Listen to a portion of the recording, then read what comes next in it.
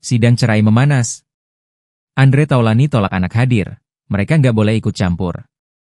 Komedian sekaligus presenter Andre Taulany mengungkapkan kekesalannya terhadap sang istri Rien Wartia Trigina alias Erin Taulany. Andre dan Erin kini telah menghadapi proses sidang cerai yang diajukan oleh Andre Taulany untuk ketiga kalinya.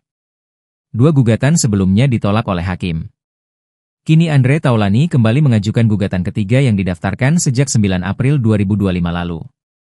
Gugatan itu terdaftar dengan nomor perkara 1673 PDTG 2025 Pak 3 Raksa.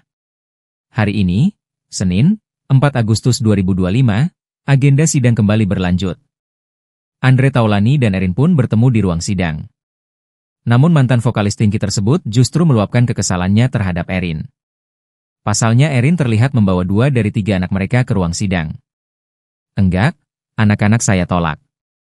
Tidak boleh ikut-ikutan dalam persoalan ini, tegas Andre Taulany, dikutip YouTube Cumi Cumi, Senin, 4 Juli 2025.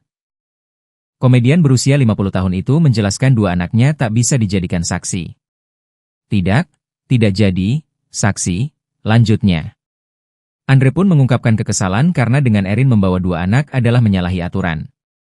Tidak boleh dong, karena anak di bawah umur, jelasnya.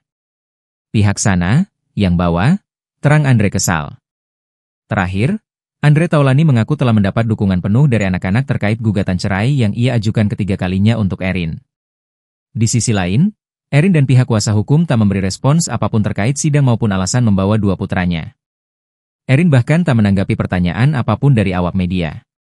Wanita berusia 39 tahun tersebut hanya meminta awak media untuk tidak mengikutinya.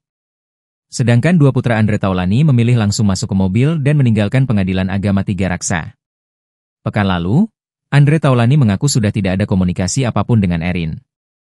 Namun ia membocorkan kondisi rumah tangganya saat ini bersama Erin yang sudah tak ada komunikasi.